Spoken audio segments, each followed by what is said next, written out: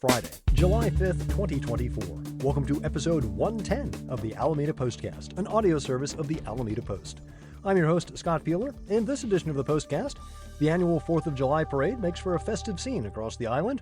Cargo bikes make a splash year-round. The Hornet helps welcome 76 new U.S. citizens. An infrastructure bond measure fails to pass City Council. Less than a year after a gruesome discovery on Bay Farm Island, a killer is sentenced to San Quentin. And getting to Jack London Square is about to get a lot easier and cheaper.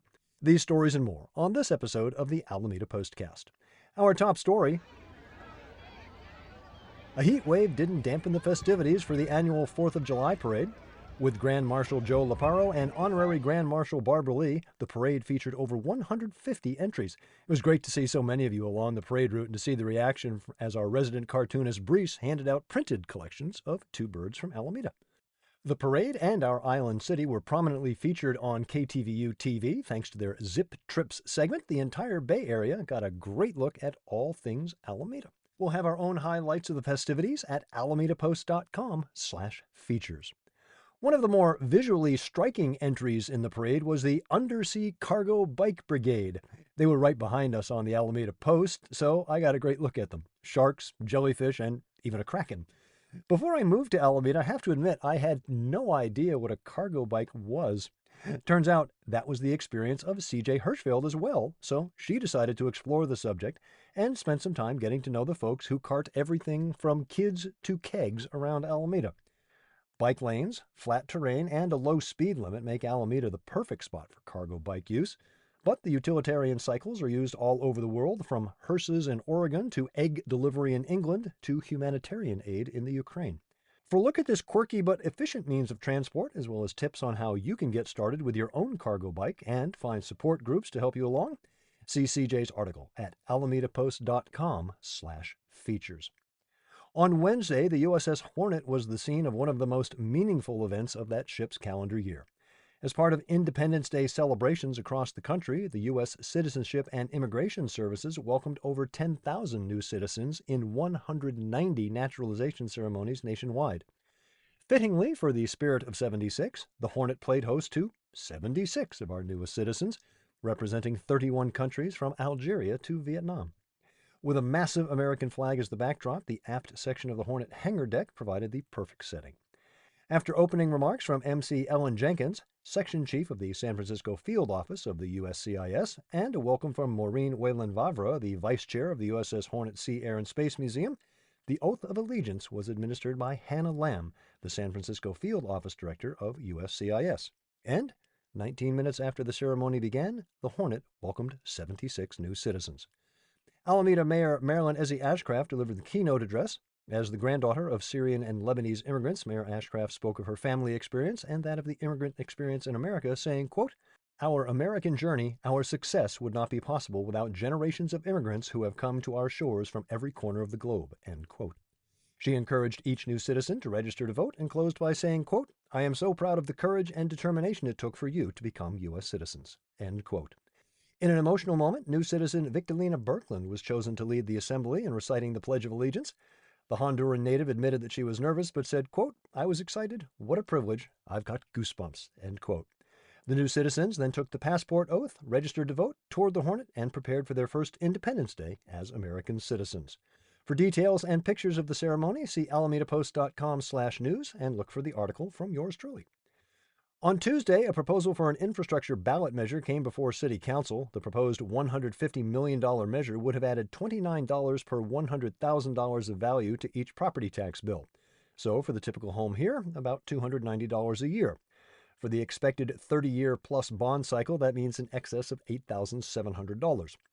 Areas to be addressed by the bond: fixing potholes, adaptations for sea level rise, improving street safety, and meeting public safety standards. According to the city's 2024 public opinion poll, 68% of respondents were supportive of a $150 million local infrastructure bond. However, after 40 minutes of debate, the resolution failed to obtain the two-thirds majority required to pass.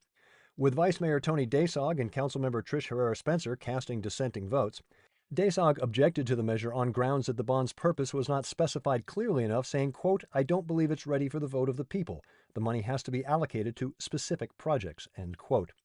City Manager Jennifer Ott said the measure referred to broader categories rather than specific projects to allow City Council flexibility. Quote, "We're just trying to build in 4 specific categories with very specific improvements that allow Council some flexibility in the future." End quote. In other business, Council also passed amendments to the city's investment policy that would add restrictions in investments toward, quote, "fossil fuels and weapons of any kind," end quote. The vote was 4-1, with Trish Herrera Spencer dissenting as she called into question the restriction on military investment, saying, quote, "We are a Coast Guard city. They do defend our country and provide for our defense. We also host Marines, and we also host the Navy," end quote. For details, including links to the legislation mentioned, see Vicki Wen's article at alamedapost.com/news. A note before we proceed, the next story contains some unsettling details about a recent murder case. Please be advised. As reported last July, a dismembered body was discovered in the waters near the Bay Farm Island Bridge. In September, the victim was identified as 27-year-old Rachel Elizabeth Imani Buckner, and Joseph Roberts of Pleasanton was arrested and charged with the murder. In May, a jury found Roberts guilty of second-degree murder. This past Tuesday, Roberts was sentenced to 15 years to life and ordered to pay $19,818 in restitution. Before ordering the sentence, Judge Patton told Roberts that his crime was one of the most heinous he had ever seen. Roberts was quoted by the San Francisco Chronicle, quote, "The inhumanity of your actions are beyond my ability to comprehend. None of my comments here are sufficient to stress the outrage of our community at your actions," end quote. So why was such a crime limited to second degree? That was the maximum penalty allowed due to the nature of the evidence and the circumstances of the case. Roberts' defense attorney said no evidence was presented as to how Buckner died before she was dismembered. However, evidence presented by prosecutors during the trial did show that DNA on some of the bags and a piece of duct tape pointed to Roberts, as did cell phone records which placed him at the scene the day before a dog walker came upon Buckner's body. Investigators also found a fragment of bone belonging to Buckner in a drain at their shared apartment. Roberts was credited with 300 days of time served before being transferred to San Quentin State Prison. Full story at alamedapost.com/news. In happier news, soon you'll see Woodstock heading back and forth across the estuary. But Woodstock! No, not Snoopy's feathered friend. As reported in episode 79, the yellow water taxi that was delivered to Alameda last year is ready for business. Starting on the 17th, you'll be able to take advantage of the free service Wednesday through Sunday. Departures on each side are 30 minutes apart for a total of 39 trips per day between Bohall Immigrant Park and Jack London Square. Woodstock is wheelchair accessible, and you can bring your bicycle. Best of all, your doggo is welcome too. Each trip lasts less than 10 minutes. Officially known as the Alameda Oakland Water Shuttle, service is set to run for 2 years. The pilot program is a collaborative effort between the City of Alameda, Alameda Transportation Management Association, Port of Oakland, and San Francisco Bay Ferry. Funding for the $2.7 million project comes from various sources, with the Alameda County Transportation Commission and Bay Area Air Quality Management District providing $1 million, the remaining $1.7 million from Alameda Transportation Management, West Alameda Transportation Demand Management Association, Port of Oakland, Jack London Improvement District, and City of Alameda. For a look at Woodstock and a link to the sailing schedule, head to alamedapost.com/news. Quick note on Brian Wu, still on the injured list, but throwing some promising bullpen sessions. He may have a rehab start soon with High A affiliate Everett Aquasox in Everett, Washington. We'll keep you posted. This month, our walking history tours focus on the history of Alameda Point and the Old Naval Air Station. 2 separate tours with Dennis Evanosky and Adam Gillett. North of the tower and south of the tower will both depart from the Seaplane Lagoon Ferry Terminal July 13, 14, 20, and 28. Details and ticket reservations at alamedapost.com/tours.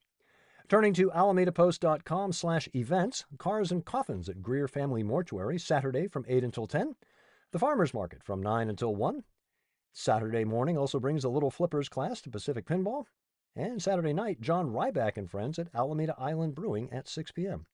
Sunday, the monthly Alameda Point Antiques Fair, and the Food Bank Players open their production of As You Like It at the Healing Garden. More events at alamedapost.com/events. Thank you for your support of local news for Alameda. To give a tax-deductible donation, head to alamedapost.com/memberships. Remember, you can also find us on Facebook, Instagram, MSN, YouTube, Mastodon, Threads, Blue Sky, as well as our own subreddit. Don't forget to subscribe to our channel on Apple News. Find the Postcast wherever you get your podcasts, or simply tell your smart device to play the Alameda Postcast podcast. I'm Scott Bueller, back next Friday with episode 111 of the Alameda Postcast.